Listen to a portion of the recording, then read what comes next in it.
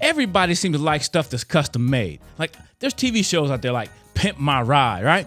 I don't want you to pimp my ride. I just want you to fix it so it works, so I can drive it down the street. But customization is really important. I think it's really important when it comes to consequences for your own children. Consequences for your own children. So the second part of our 3-part series of consequences that work at any age. Number 2, customize. Customize consequences.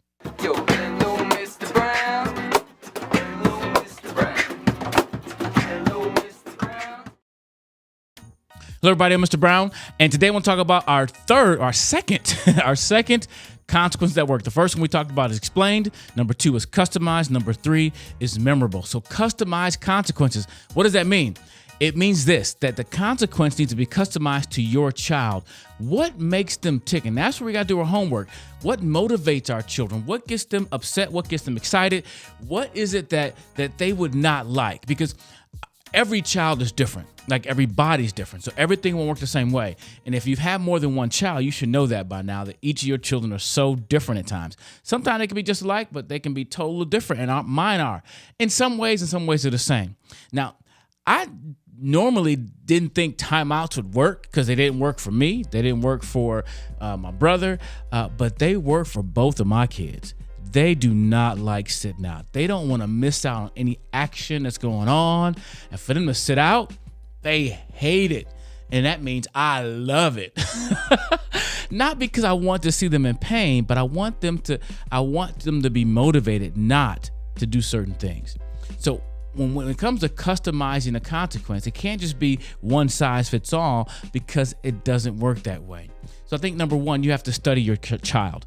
Study your kids, see what motivates them, what they like, what they don't like, what is it that motivates them, so you can know what strings or what buttons to push or maneuver to get them to be where they want to be. Now that sounds kind of manipulative. It sounds like you're manipulating them, but that word is kind of misused. We do need to manipulate and move and structure things in a way to help our child grow. Just like a tree. When I grew up in the Midwest, they plant a lot of trees and they put those sticks on the side of them, and sometimes they come back and readjust it, and because it was growing one way, they pull it tighter that way. They would manipulate the things to make the tree grow in the right way. Same thing is true for our kids. We have to manipulate different things and move them around to adjust them and customize a plan for our child's growth. And that comes down to consequences as well. So study your child, figure out what motivates them, what causes them a sense of loss or even a sense of pain at times, because your purpose is bigger than just them being happy all the time.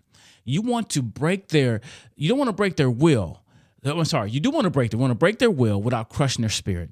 You want to break that rebellious will that they want to do what they want to do when they want to do it, because you want to help them to grow to be the person that they want to be themselves.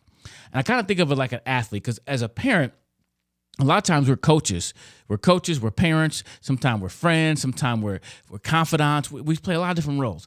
But the role of a coach is this: to make an athlete do what they don't want to do so they'll become the athlete that they want to become one day.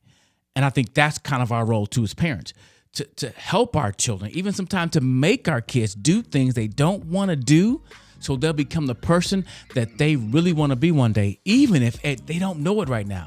Even if they don't get it, because I didn't get it growing up. I did not get the fact that I appreciate now the discipline my parents, my mom and my grandparents put on us. I didn't like it. It wasn't comfortable, but it made me the man I am today. It's making me the father I am today. And therefore I appreciate it. I didn't get it back then, but I get it now.